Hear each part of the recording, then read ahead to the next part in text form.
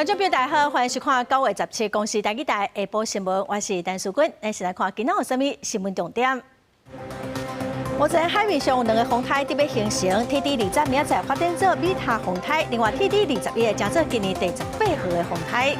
高雄的马头山红乌白蛋本色有环保团体检测发现重金属重超标，环保局是强调讲已经要求限期清除。美国总统川普昨伫英国访问，民众抗议伊伫道德佮关税政策等争议真多，有4个抗议的民众互抓起来。来看美国联准会 FED 传出可能会伫台湾时间9月18返点宣布降利息。美国昨只有费城半导体指数创历史新高，其他的3大指数拢是收乌。昨咱台股大起，指数佮创新高，也毋过今仔盘中是落超过100点，收盘是落191点哦，25438收盘。昨台股是创历史新高，也毋过台股今仔早盘出现卖压，宽实股台积电1270块开盘是落10块，台股嘛顶开多空交战。另外，新台币换美金的汇率今仔早起是起，盘中嘛出现29.9块换1美金。再来看目前，咱台湾的海面上有2个热带系统，拢有机会伫拜四发展成做是风台。其中一个热带性低气压 TD20，目前是高湾鼻的附近，伊讲明仔载会成做今年第17号风台米塔。另外，伫关岛的附近，某一个热带性低气压，伊个会发展成做是今年第18号风台花加沙，通过台湾的几率是真高哦。伊个会是一个中度风台。日头赤炎炎，天气热热热，不过未来恐惊要变天啊！气象署指出，目前第20号热带性低气压位置伫高原偏东南边，向西北方向行，上近拜四加做轻度风台米塔，另外伫关岛附近第21号热带性低气压，气象署也预告伫拜四加做风台花加沙，而且强度真强，预告有重大的等级。TD20号这一个，大概就是它进入到巴士海峡或南海之后，就有机会可能开始会发展增强为轻度台风，所以可能时间点有比较可能是落在明天左右。那另外就是在比较远关岛附近这一个热带性低气压，其实预计也可能是偏向在明天左右。气象署提醒，第20号热带性低气压伫18、19两天上挖近台湾；第21号热带性低气压是22、23上接近台湾。到时东半部、南部地区拢会有短时间的大雨，西半部伫过昼了后也有局部的雷公雨。东南部恒春半岛可能在明后2天要留意，可能比较容易有大雨或是局部豪雨。那另外就是在下一个的一个热带系统的影响之下，目前预估可能在下周一是开始接近。其实整体上就是在迎风面东半部地区，在降雨上面会是比较明显的。气象署提醒，未来1礼拜可能会有上大报道。虽然发布路上风台警报的几率无悬，不过外围宽流可能会带来大量的雨水，提醒东半部、恒春半岛的民众要特别注意防灾排水的状况。记者陈亚轩、林秀凯台北报道。历代交流协会前会长大桥功夫退休了后，新任的会长是企业家出身的余世山来接任。最近来台湾访问，昨嘛甲总统赖清德见面。赖总统是望讲，台日的关系会当有如何的发展，为印太地区的和平甲繁荣做出愈侪贡献。余秀山嘛承诺讲，会全力来推动台日关系。参加台湾代表性水果往来文旦会联果行政院长杜荣泰接待上深岛第100来的日台交流协会新任会长吴秀山，要互对方感觉温暖，也希望继续强化各方面的代际关系。加速的促进台日经贸的合作，是否努力我们来签订台日自由贸易协定 FTA 或是经济伙伴协定。希望代志经贸交流更进一步，因为吴秀山是企业家出身，过去当年伫工商领域甲台湾亲切互动。前几日总统赖清德也甲伊见面，特别讲到伊用脑子道德经内底上善若水，做回作休平。如果世界各国领导人都能够和与会长一样，秉持上善若水的精神，来处理和周边国家的关系，相信世界和平自然水到渠成。その根底にありますのは、調和を求める、いわば和の精神が流れている。このような日本と台湾の信頼関係は、基本的価値観が揺らぐ世界に向けた一つの貴重なメッセージとなっていると私は思っております。吴秀三讲，即马国际环境真无稳定，有部分国家想要用武力改变现状，强调代志必然应就各项挑战加强合作，互相集思广益。同时，华府对口座谈，用中共对待威胁为题。有学者认为，各国应该重视咱的主权独立的现实。The United States' ultimate bottom line in the China-Taiwan situation is that we resolutely oppose to any side to use force to change the status quo. Status quo is independent, sovereign Taiwan. 伊无准被看作是川普1.0时期的中国政策重要地龙。对最近美国国务院表示，日前历史文件无决定台湾最后的政治地位。美国毋捌认为台湾是中国一部分，毋过以前无明讲，即嘛是中共逼美国表态。记者综合报道。总统赖清德伫大选只摕到4成的选票，面对少数总统的挑战，国民党的立委今仔佮提出总统选举2轮的决选制，望讲会当来解决少数执政的局面。国民党的立委罗致强是表示讲，新的会期会来提出修宪案，嘛要来修正总统甲副总统选举罢免法。2024年总统大选，拿683卡都，最后由民进党赖清德摕到40趴的得票率当选总统。不过，这1年多以来，赖总统面对少数执政的挑战，伫真侪项立法事情，赖政府真侪届甲在野爆发冲突。不要少数总统，总统绝对多数。对此，国民党立委罗致强带头。含纳委吴宗宪、洪晓玲提出总统2轮决选制，讲要伫新会期推动修宪，也佮有修正总统、副总统选举罢免法。只要在一党分化出现2个候选人，按照数学来算，他就会赢啊。可是，一旦采取绝对多数决，选民的这种矛盾就不存在了。因为在第1轮的时候，我们都可以选我们自己觉得最棒的人，因为你不用担心你最讨厌的人会当选，因为你最讨厌的人，他在第2轮你还有机会把他淘汰掉。所以整个选风会往正向的方向走。罗致强表示，目前总统是采取相对多数当选，敢若相对的民意支持，所以必须要强化总统的正当性。吴宗宪指出，全球40个民主国家总统直选有7成是采取绝对多数，台湾选举制度应该改变，加强绝对多数，符合世界的潮流。修宪必须要29位立委提案，85位出席院会，64位决议才能通过。我建议罗致强委员先好好选他的党主席。面对南委发出修宪修法做回进行，会当解决少数执政，也是高步自终爱弃保情形。刘言立委是无被补指出，强调爱上沟通甲对话。公司新闻参报道。立法院伫今年初3读通过的宪法诉讼法，提高大法官释宪人数的门槛目前宪法法庭已经瘫痪235天了。今仔早起有民间团体就指出讲，虽然宪法法庭已经受理民进党党团针对宪法诉讼法的释宪的申请，伊嘛呼吁宪法法庭应该赶紧来针对这案进行审理会当来化解目前的困境。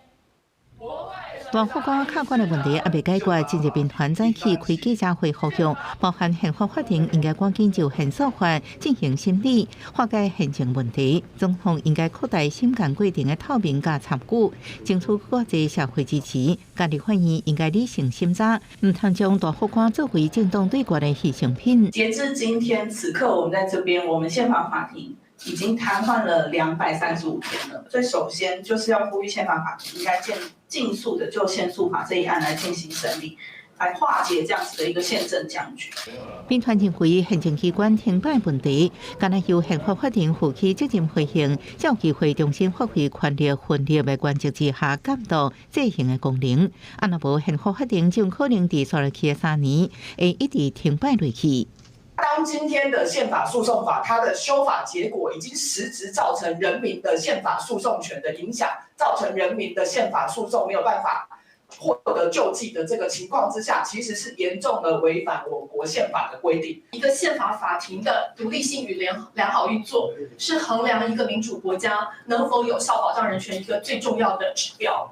民间感到司法院大法官人选提名也发声，伊即摆大法官提名甲审查，应该就历来审查定数的凊彩先全面检讨，而且各党团应该开放立委自由投票，佮充分检视被提名人的品质操守、行政政权理念、学识甲专业。记者综合报道。为了防止汇款转销的诈骗，金管会表示讲，未来汇款转销的时候会出现收款人的口座名称，后民众来确定讲要汇款的对象。在客户如果输入账号，就是那一串数字以后，那系统就会显示这个户名，那当然不是这个全名了，譬如说王允中就会王圈中这样子，就有遮掩的这样子的，好方便汇款人他去做一个核对。金管会指出讲，包括公股银行甲中华邮政，大约32间金融机构，会先伫9月开始实施。一寡 ATM 因为有设备的限制，按算年底进程嘛会完成。到时阵民众伫 ATM 汇款转销的时候，得当看到对方的口罩的名。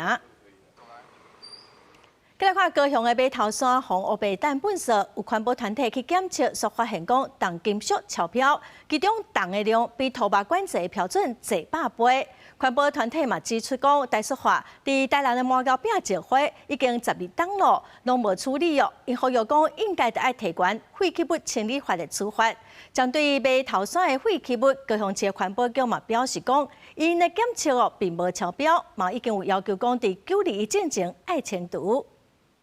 环保团体摕这个礼盒啊，顶头表示重金属含量，内面装的是对高雄码头山早来敢若被污染的土，交互环境保卫官员，希望因早登去检验码头山伫咧离家互人倒废弃物。环保团体快筛发现几多项重金属的浓度相悬，重的浓度比管制标准悬100倍，各单拢无清。如果你没有技术的清除，那请问我们在地居民的生活安全，水源下游的人是不是就一直要生活在这样的恐惧中？一个台南麻豆的鱼边啊，和台塑化倒3.7万吨的石灰，已经12档啊拢无清。环保团体讲，这寡强基性的废弃物，敢讲要放伫咧鱼边啊内面一世人。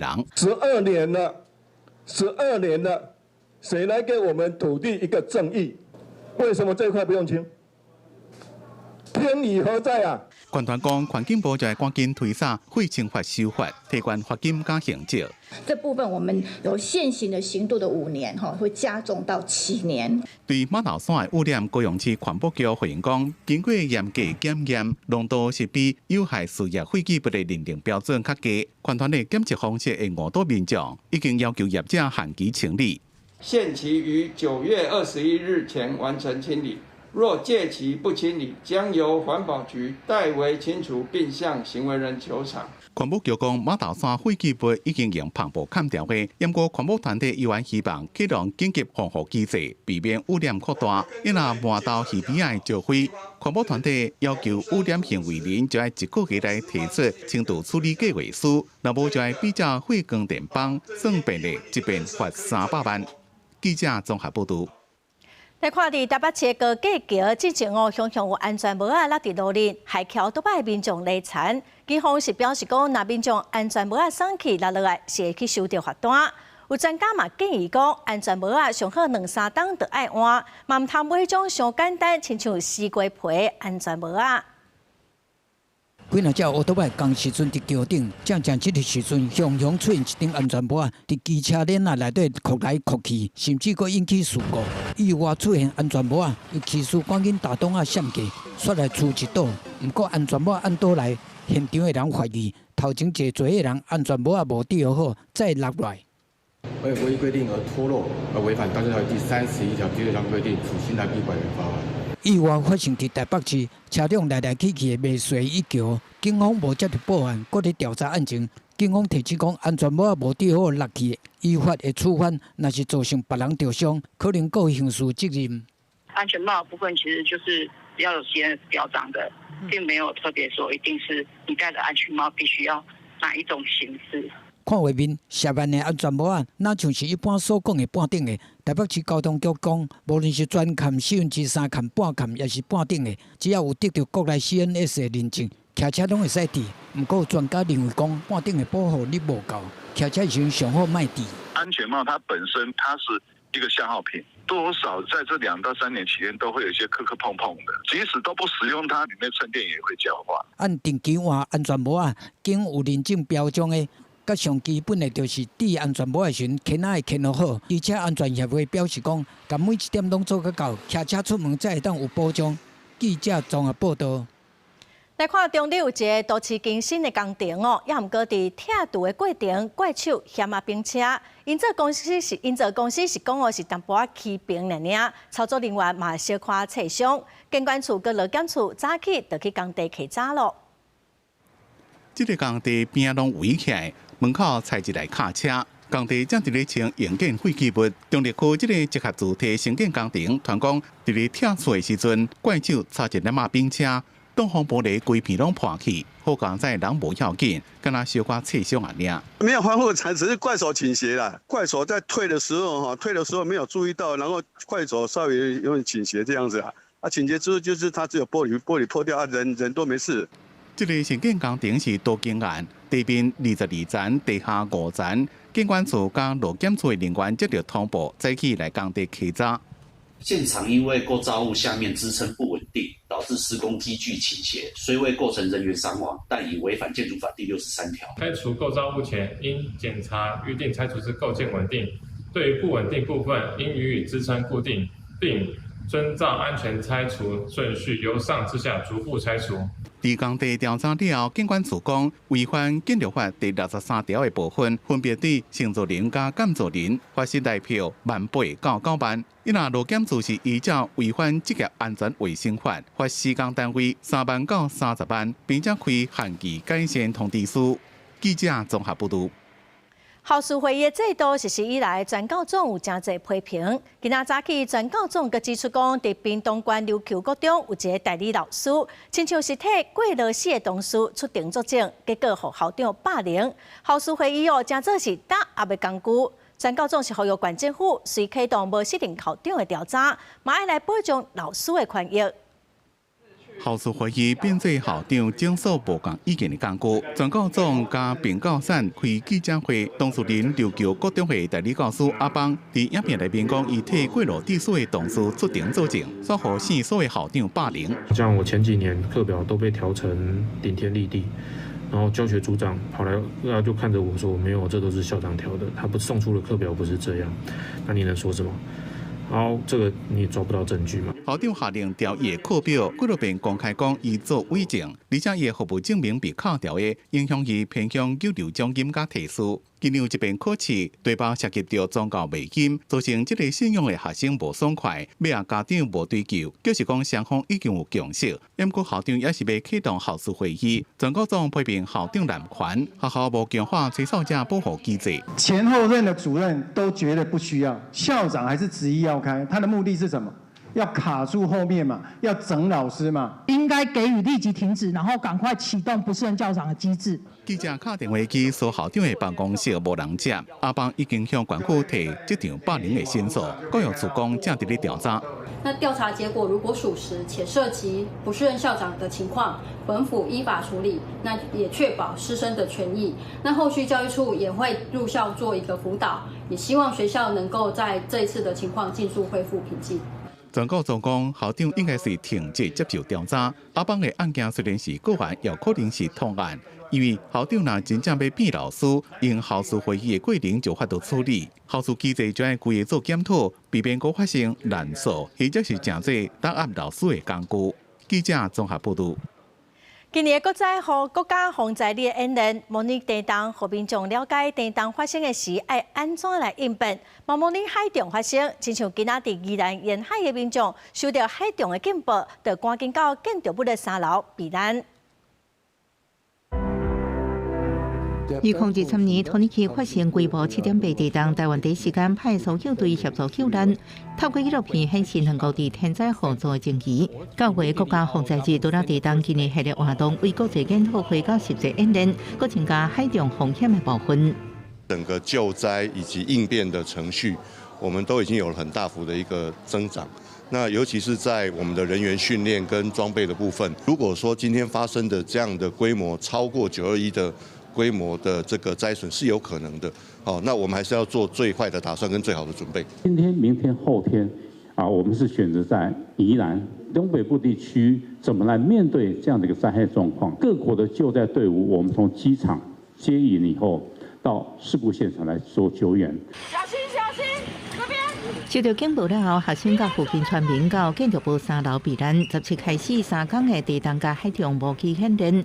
宜兰做组长，新北做副长，要互民众熟悉避难动作甲紧急应变，严正救灾效能。不过，同款伫北部7月下定进行演习了后，台湾基进清查100外个防空避难所，所发现其中敢若无够2成地点符合要求。今天如果空袭开始，警报响起，距离到飞弹掉下来，其实只有3到5分钟的时间。需要剔除的、不能使用的，有没有办法让政府有魄力去把它做一个清查？知道在哪里，然后也可以进入。进入后空间的状况如何？我们要知道在空袭的状况底下，通风哈，乃至于在过程中可能有一些人磕磕碰碰有受伤等等。专家质疑目前3大缺失包含地图标示不清楚、标示垃圾破损甲人口管控不好。台湾基进发声希望透过清查计划，号召民众来到3港避难所健康检查，及时更新场所现况，也应提悬防卫意识。记者综合报道。儿童福利联盟调查发现，讲有2成的青少年有中度、重度的情绪困扰，有的甚至有行地路的想法。儿福联盟是指出讲，虽然教育部去年开始开放囡仔会当来请身心假，也毋过有学生是表示讲，想要请假受到刁难，实际上使用的比例嘛，干那6%尔。最近才拄开学无偌久，伫高雄就有发生一件13岁国中生下落楼的案件。根据儿童福利联盟调查指出，即卖的青少年有2成有中度、重度的情绪困扰，功课压力占57%，经济压力占56%，家庭压力占48%，过去有创伤的38%。这个问题若是无解决，会影响因的困眠，搁较严重会想袂开，有自杀的想法。在人际关系的议题、家庭的议题，以及在那个就是课业压力的部分，其实都是蛮让孩子可以快速的很焦虑。那其实我们就是发现，其实在辅导的这一块的话，其实学生来找我们比例的部分其实逐年增高。为了改善青少年的情绪困扰，去年开始学生会当请身心调适假，不过实行较大，根据统计，使用的比例只有6%。这个假确实能够提供给我们一个有机会可以喘息休息的空间。那在请这个假的过程，其实另外一方面可以让老师知道说，如果我真的心情不好的话，我请了这个假，可能老师也可以更有机会可以来了解跟关心我。有将近一半有4成5的比例的孩子告诉我们说，他在请身心调适假的时候遭到阻碍或者被刁难、被关切。嘛有学生表示，若共时间要面对学校和父母的压力，就会感觉学校甲厝内拢无安全。心理师认为，家长是关键，建议家长爱加去关心囡仔伫咧想啥。我觉得还是有一个关键啊，就是如果家长比较可以愿意站在多一点理解孩子的角度来，并且听有给出一些时间跟意愿去听听孩子怎么说，跟他遇到的困难，我觉得光这个愿意听这件事情本身，对于孩子就是一个很大的支持。儿童福利联盟嘛呼吁教育部加强宣导身心调适假，因嘛推出免费的赖专线，提供予有需要的学生会当上线顶讲心事。记者陈心东、谢桂玲台北报道。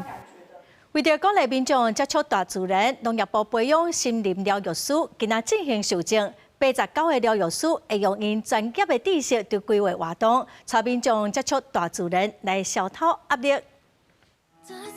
请参加的民众闻花草的味，还是甲家己想做是鸟仔，轻松自在伫天顶飞。黄小姐长期担任大细山的志工，又参加农业部树林治疗师的培训，甲对树林甲动物的了解，带参加治疗行程的民众来树林来行踏，互家己放轻松。它会让环境教育呢变成是一个森林疗愈的方式去引领，让大家在不知不觉中呢注意到整个环境的重要性，整个森林的生物多样性的重要性。亲像李小姐本身是里长，就就想要带里民来树林来放松自我。农业部按110年开始建立树林治疗师的认证培训平台，投入人才培育，各做修正，代表对因技能的肯定。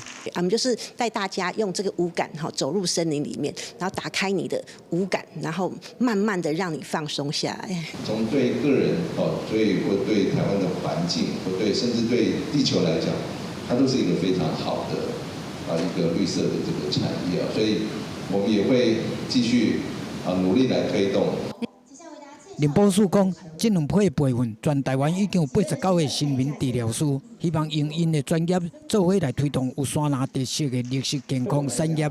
记者综合报道。国际新闻来看，美国总统川普将伫英国访问，有民众抗议。民众认为讲，川普伫道德、佮关税政策等等的争议真多，不外英国高规格来接待，有抗议民众嘛轰掠起来。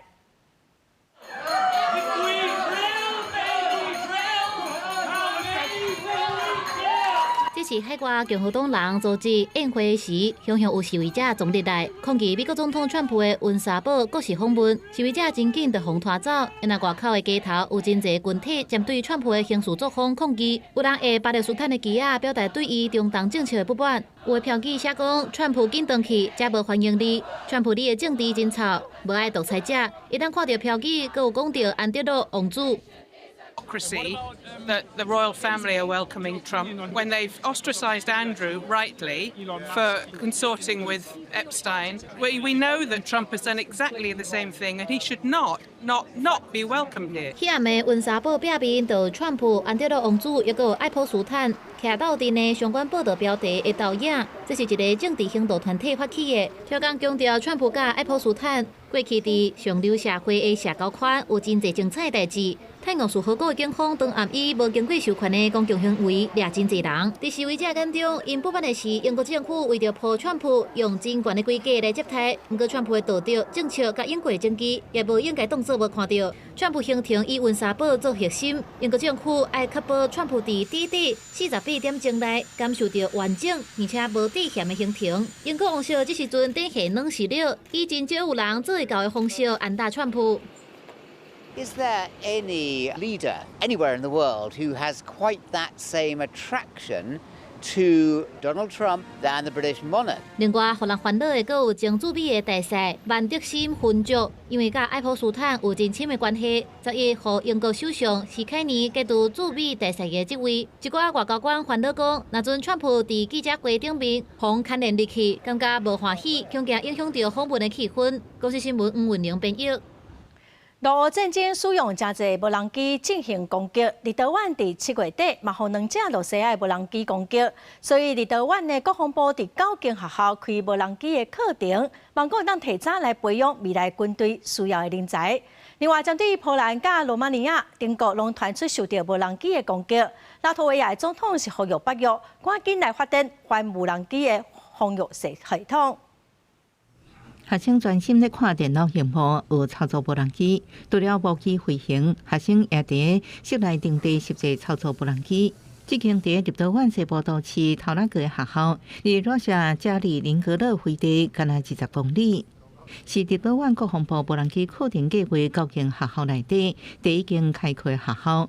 报名参加学生上细汉仅10岁。主办单位表示，这项计划毋是要互囡仔去战场，是为国家未来培训优良的军事人才，来形成无人机的新战术。Lithuania is actually taking very seriously, living in the in a neighborhood with Russia and Belarus. So there is a huge attention right now politically into the defense investments. 7月底，2架为被罗西亚飞入去的罗西亚无人机，当地立陶宛境内成为北约成员国立陶宛马上向美国要求加强防空能力。罗西亚伫这个月7日空袭乌克兰，真正者攻击无人机入侵波兰领空，和波兰甲北约防空部队拍落。这是罗西亚甲乌克兰战争以来北约成员国第一摆开火，所以3日了后，一架罗西亚无人机侵入罗马尼亚领空。虽然北约已经启动东风小兵行动来强化欧洲东翼的防御，不过成员国连续遭受无人机的攻击，显示发展无人机攻势新兴战术已经加速目前欧洲爱解决的问题。Anti-drone defense systems in NATO countries still need to be developed. Normally, you don't use very expensive air defense missiles to shoot down rather cheap drones. 法国总统马克宏10日甲来访问的波兰总统纳夫罗茨基，参详波兰面临无人机冲击边境的攻势，甲乌克兰战争等问题。拄好是波兰国安部门前2日伫华沙总统官舍建筑物顶悬发现有无人机飞过，逮捕2名被罗西亚籍的嫌犯。公视新闻张淑芬报道。过来消息来看，高雄的天气，伫10日暗时有一个少年人桥倒摆伫林雅区的路口，亲像违规倒外去弄到天梯的车头，车头受损，加载人干那轻伤。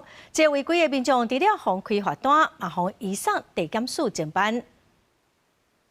10日暗时8点过，林雅区的河北路甲中正路口，一旁奥多摆青灯起行，其中有一台奥多摆直接倒滑，就安尼弄到轻梯的车头，后壁一台差一点就对咧驶过。警方表示，骑奥多摆22岁姓郭查甫人技术违规，直接倒滑才会去弄到轻梯，加在人干那轻伤。不过，这场意外也造成轻梯车头受损，停驶20分钟，大局有20位乘客受到影响。咱实际来到这个路口看，四界拢有彩牌啊，讲汽车被当倒滑，奥多摆按2大石倒滑。轻轨车头钣金有受损掉，本案无人酒驾。轻轨于20点28分恢复通行，警方到场周遭查访，初步分析事故原因为郭男故意标志标线号志之行驶。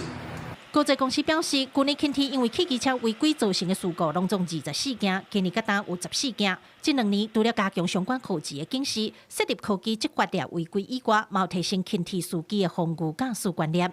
针对10日暗时的意外，高捷初步了解，轻梯是青灯通行的状况，因为车头钣金有落落来，已经拖登去详细检查，确认内底零件是否受损。初步判断，轻轨列车为绿灯通行状态。机车疑似交通违规，与列车发生轻微擦撞。本案如今警方确认为机车违规，高捷公司将针对列车毁损状况以及人力动员进行求偿。姓郭奥多摆驾驶因为无遵守号志，骑车去弄到轻梯，除了要赔偿高捷的损失以外，警方表示，交通违规的部分加起来上悬会罚3600块，也照刑法的过失妨害公众运输刑事安全罪，移送地检署侦办。记者看自邱朝阳、高永昌报道。再来看今仔透早，国道1号落南5股的出口，一台货车的驾驶可能无注意到头前在塞车，伊嘛无减速，结果弄到头前真侪台车，嘛造成1个人死亡，2个人受伤。另外，伫花莲北滨地下道，嘛有一台货车去弄到头前的沙石车，2台车的人拢掉伫车内。白色货车对后壁弄到头前的大货车，车头严重变形，驾驶掉伫车内无喘气甲心跳。救援人员甲救出来了后，关机 CPR 也送病院急救。头前轰隆的车是2个人受到轻伤。一名男子驾驶小货车行经国道1号南向五股出口路段，因前方施工车流回堵，那小货车驾驶不明原因撞击前方大货车后车尾，再往前推撞前方的2部车辆，导致总共4部车的事故。肇事的货车驾驶经过抢救也是救无回来，敢有酒精的反应，甲会抽血检验。另外，伫花莲市北滨地下道北边的出口，10日下晡也发生一只货车弄到头前的沙石车车祸事故，驾驶甲乘客是掉伫车内。大家慢慢在前进嘛，前进的话，后面撞上来，你根本就没办法控制了。是这一台，它没有减速撞上去。救援人员甲驾驶乘客救出来了后，赶紧送病院。警方初步调查，货车好亲像是车动故障，才会弄到头前的车。是小货车驾驶及乘客身体多处擦挫伤，所幸均无大碍。警方调查，双方驾驶均持有合格驾照，经检测均无酒精反应，详细肇事原因尚待调查中。警方呼吁驶车进前，驾驶爱检查车的状况，而且精神爱好，唔通伤忝搁要驶车，也要随时注意头前的动态，保持安全距离，才会当有效避免事故的发生。国视新闻采访报道。台南南区区公所昨有一个58岁查甫人那像不管公所讲爱伊，搁爱报警，伫现场是瞪伊瞪倒，落尾搁用公所外口的公共电话报案，讲伊要伫公所放火。警方搁消防拢赶紧出动，这个查甫人嘛互掠转去派出所。昨日下晡，有一个58岁姓区的查甫人，今日去台南市南区区公所，那像是不满申请补助，互人要求爱报警，落尾行出去用公所外口的公用电话，卡互消防局发声讲对公所不满，恐吓要伫公所放火。消防紧急到场，却无看到人影，已经手机卡互消防局讲动作上班。伊讲已经断去啊，无偌久消防局搁接到民众报案，有人要伫南区大东路二段嘛要放火，消防局出动11车21个人。到场。经查系一名5旬邱姓男子向区公所申请急难救助金，尚未获得核准，心生不满，在区公所门口以公共电话拨打119，表示要纵火。见到消防车抵达后，就逃离现场。警方随即于下午3时许在住处查获邱兰，全案依刑法恐吓公众罪，移请台南地检署侦办。消防队到场确认，坐伫机车边啊画声要放火，就是共一个姓区的男子。管区第6分局大拿派出所警察赶到场，甲姓区的查甫人带转去派出所。警方会依照刑法恐吓公共罪方向来调查。比较弱势的民众来申请社会福利案件。那因为有些证件不符合规定，那有请他回去补件。过程当中，因为申请人心生不满，所以在经过的过程当中有口出恐吓的一个语言。其实民众拄到公所提出爱补相关的证明，也是保本行事，常在因为误会不满，会讲出一寡有情绪性的话，这嘛不是头一届。公所呼吁乡亲来体谅基层公务人员，公部门是依法行政，莫甲政府呛声。另外，若无缘无故卡119报案，会照规定罚1万至5万块。记者苏台南采访报道。再来看昨下晡伫屏东的潮州，有民众翕到一个送家属的查甫人，拿食薰、拿整理家属卡，实在是真危险哦。警方嘛表示讲有通报消防单位处理，嘛呼吁家属业者得爱遵守安全的规范。送家属的查甫人拿食薰、拿整理家属桶，薰食了直接等涂骹，规个过程互民众翕起来。16下晡放伫社群顶悬，表示讲伤恐怖。薰的烟火若无细意吸到家属，惊后果会真严重。这款的危险物品拢有去经过迄个勤权教育嘛，应该拢知影这是袂当食薰的物件。所以家己个人的行为嘛，对啊，还是个人。我问一下，因为不太了解这个情形，没关系，我先处理一下，之后再说，好不好？卡家属桶面顶的电话接电话，小姐表示了解状况的，搁通知，随后就完全无接电话。潮州当地其他家属业者表示，这间送家属的并无固定的店面，拢是直接去换气行灌家属了后接电话送安尼。嘛，讲员工送家属搁食薰的行为，真正足危险。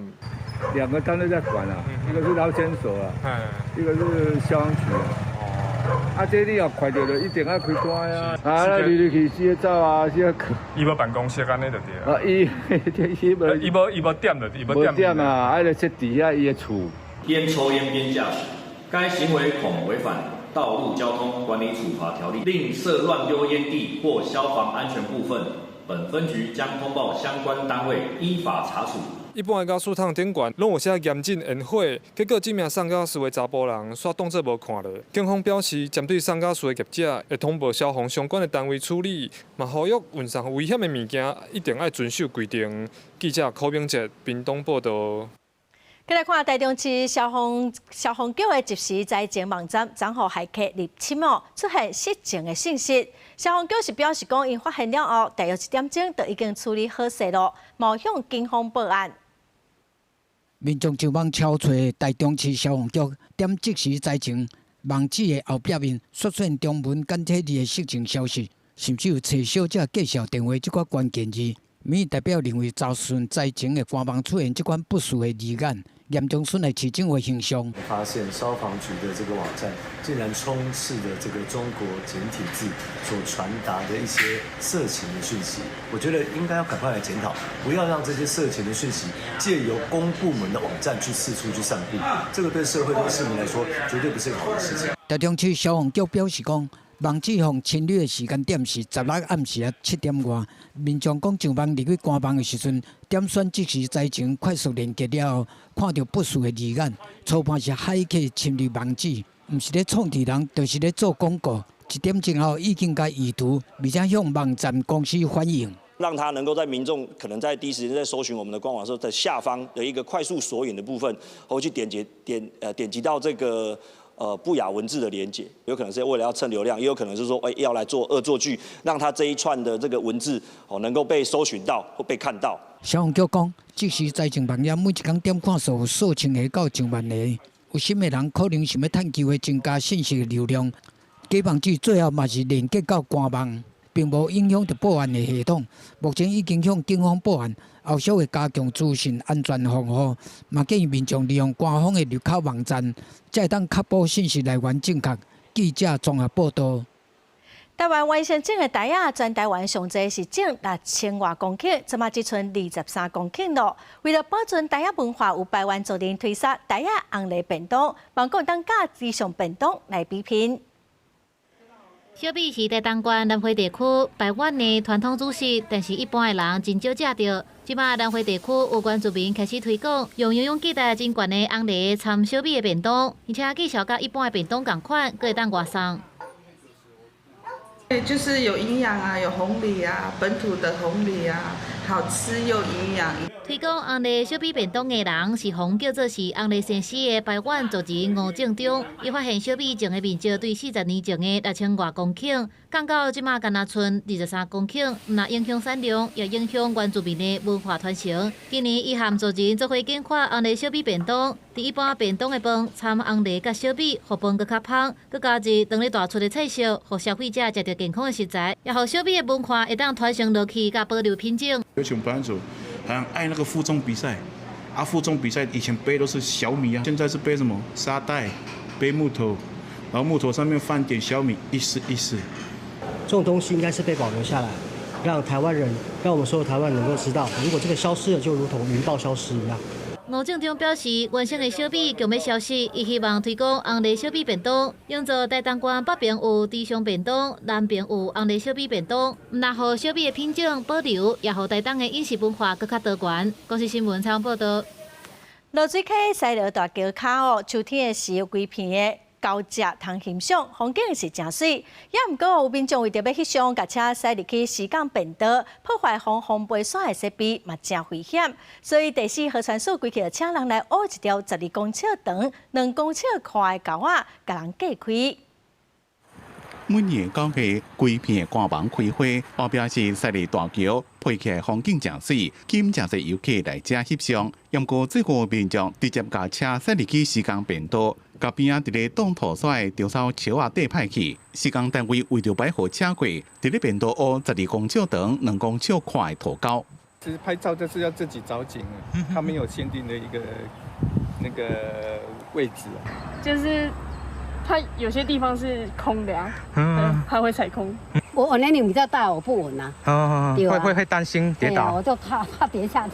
第4号船分署讲，这片美丽风景是2019年4号分署伫落水溪开床无水时阵插起种的，主要是要控制防背山。只要天气适合，水分有够就会开花。不过最近真侪车驶入去河床底，所以才会挖土高洞。我之前有挖的，那个有些土沟的部分哈，我们会再做适当的整理。毕竟最近民众如果台风哈，就是刚好在周末的时候。台风如果又进来，那民众如果到河床里面也是有危险问题。所以外面要放那个标志。西螺其实没有公布这个。4号分署讲，即卖请施工单位伫咧便道入口的所在加强采经过牌啊，一个相关措施，除了卖互一般的车走入来，影响工程的进度甲人员的安全，也希望民众经较适合的所在翕相，才袂发生危险。记者综合报道。2005年，城市国庆的烟火伫南投，昨暗嘛先试放3分钟，有不少民众来欣赏哦。昨现场有民众跋倒，县政府嘛表示讲会来加强地面的灯光，嘛会设医疗站，嘛会来加强管制区甲替代路线的宣传，避免塞车。壮观的烟火，互现场是欢呼声不断。今年国庆烟火伫南投，昨日暗时8点，先伫南投关会展中心边试放，吸引未少乡亲来到南投市观赏。大家拢讲烟火真水，不过嘛建议县府要做好交通的配套措施。我感觉烟火真水啊！我会足期待10月10号的时阵，交通管制我感觉桥都较方便。你若是讲开车，你爱驶足大连的。有小可较趁吼，嘛期待咱县政府离咱警察局遮吼，有经过今日试放，会当再进一步的调整甲改善。伫烟火试放线，县政府甲相关单位随开会检讨。县府表示，针对有民众伫马路口报花看烟火跋倒，县府打算要增加地面的照明，甲加设医疗站。另外，咧往来园区甲一间大学这2个山顶的观赏点，看烟火效果袂歹，嘛鼓励在地人去山顶欣赏。甲市区的观赏点留予外来游客，也会请南投市公所协调甲宣导管制交通路线。有很多的安全的问题，同时呢，也希望让南投的乡亲呢习惯我们的动线应该怎么样来做管制。那另外，以前我们县政府的把我们疏散还有包括接驳的地点这些细节，会把它做成懒人包，让我们各局处的平台网站上面都可以大量的使用。10月70国庆宴会拍算伫暗时8点放40分钟，放超过3万粒。南投县府也规划伫南投草屯和民间设接送站。国道3号南投交流道嘛会封闭。县府表示，对东港中昼12点开始，就会伫附近实施管制。下晡开始，会场周边就会有市集、游乐设施甲表演，欢迎民众提早来佚佗。记者邢平仪南投报道。中华鹿港古早有真侪港口，为着要保平安哦，港口拢会有一个刻阿弥陀的石碑来定刷。民众嘛伫旧历的7月25即天来普渡。也毋过哦，这个传统是愈来愈稀微。这几天都有地方人士呼吁讲，恢复普渡的风俗，希望各当透过普渡，互民众来认捌过去鹿港码头的历史。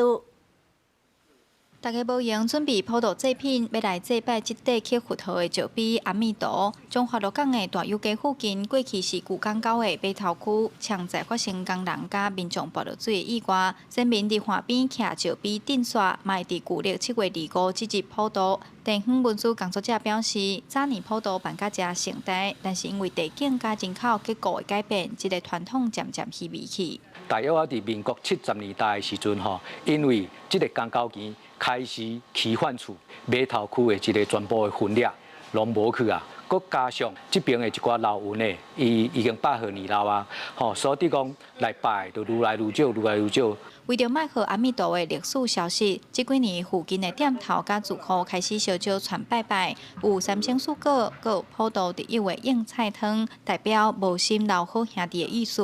嘛有真罕的看到用零眼壳做的碗箸甲米拿边搭。我家姐即马就是讲，互因做猪用啦。这来讲就是要做便当。咱等于讲鹿港人来讲，有食过有掠，你食无了的，当佫打转去。地方的耆老就甲阮介绍讲，这个碑的由来，拢伫7月25拢有咧普渡，所以阮伫在地，阮的这店家就发起来食。文书工作者指出，这块阿弥陀石碑尚无有200年的历史，是见证鹿港溪河道变化、码头贸易发展的重要资料，嘛是鹿港7月轮坡信仰文化展现。希望透过1年1摆的普渡，互民众认捌过去鹿港码头区的历史，嘛互地方的普渡风俗继续传落去。记者杨淑晴中华报道。这几天哦，入文学科的招生是愈来愈困难。台北教育大学台文所传出讲，明年要设大学部的台文系，所长是表示讲，目前各校啊这些台语老师佫真欠缺，除了培养台语老师，嘛望讲当栽培出有台湾文史底子的人才。就是伊有一寡文学作品以外，其实广告化是一个部分吼，对啊，所以你会当看无共款的时代，因迄当初可能是行啥物。老师上世界岁1885年创刊交代台湾教会公布，这也是台湾上早的新闻刊物。台北教育大学台文所传出明年要加设大学部台湾语言与文化学系，所长苏瑞聪表示，目前各校正式的台语师资也真欠，但得到教育部的允准，未来系任伫文学和历史的研究专长以外，要过来发展台语教育栽培师资。阮是3种拢有，所以阮是希望讲将来讲学生出去教册，也是讲伊也无要教册，伊去外口做各行各业，对伊来讲，毋若讲伊台语这部分，算讲有足专业的。其实伊本身台湾历史、台湾文学，伊迄种基础嘛足好的。112学年度到114学年度，语文学门相关的系所的新增案，以外国文学、语文类的占大多数。那因为台湾语言发展是国家重要的一个发展政策，所以本部呢是有鼓励大学校院来开设相关的一些国家语言的课程。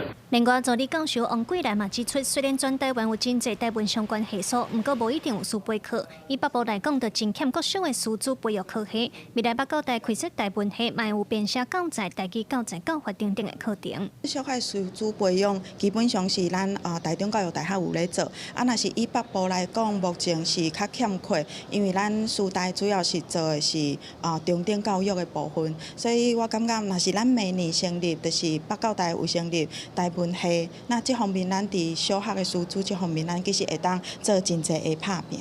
这几年真侪人文学科拄当招生的困境，不过所长苏瑞聪认为，北教大台文系未来的目标正明确，栽培台语师资是一部分。另外一方面，嘛毋忘栽培有台湾文书底定的人才，伫各产业拓展发展。记者卢尚如、郑俊尧台北报道。高雄北岭国小是全台湾唯一的台语学校，有台语团体是指出讲，咱国内目前是有3间客语学校，36间原住民的小学，也毋过台湾讲台语的人口上济，台语小学却干那1间尔。因呼吁各县市政府应该拢爱成立台语学校，透过台语学校来发展台语。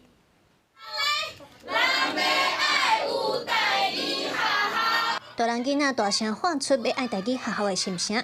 根据国家语言发展法，今年高雄市北岭国小正做全台湾唯一的台语学校，嘛实现侪家庭互囡仔用台语学各种学科的心愿。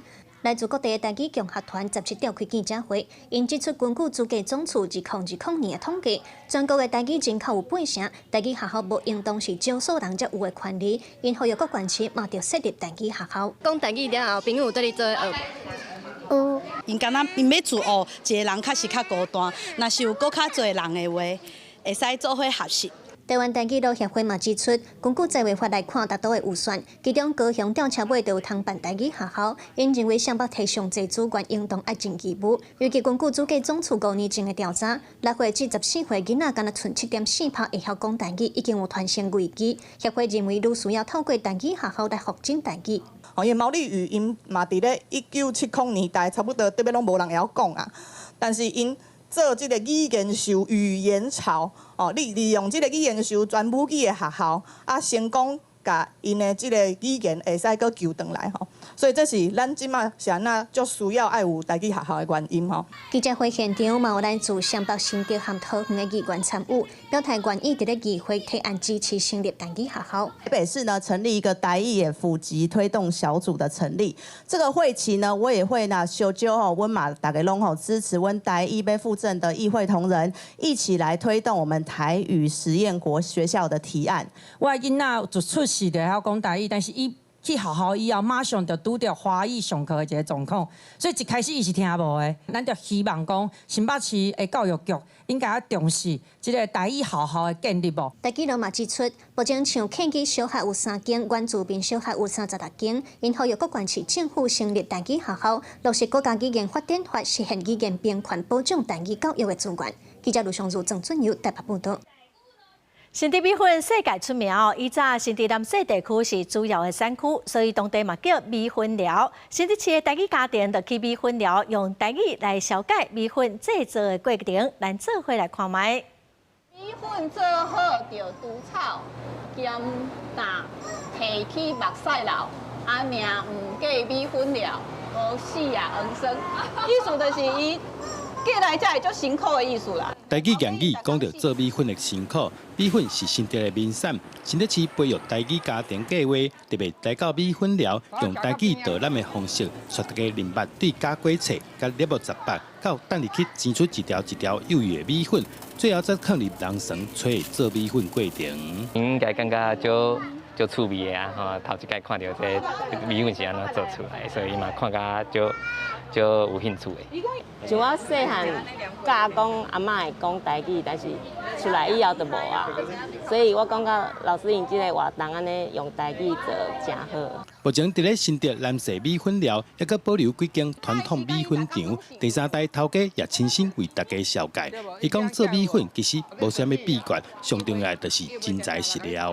米粉是新竹最有名的名产，所以来带大家来看米粉工厂，就是这个原因。毋过即摆会当找到传统做法的米粉工厂已经足少啊，会当互囡仔知影讲因平常时在食的米粉是安怎做出来，然后嘛会当知影，互因知影讲原来米粉有淡的嘛有淡的这2种的差别。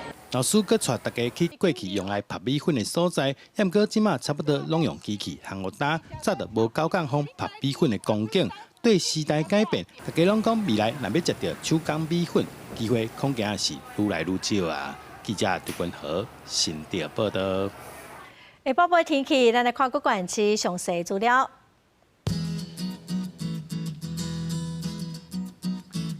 北部地区上低30度，上悬36度。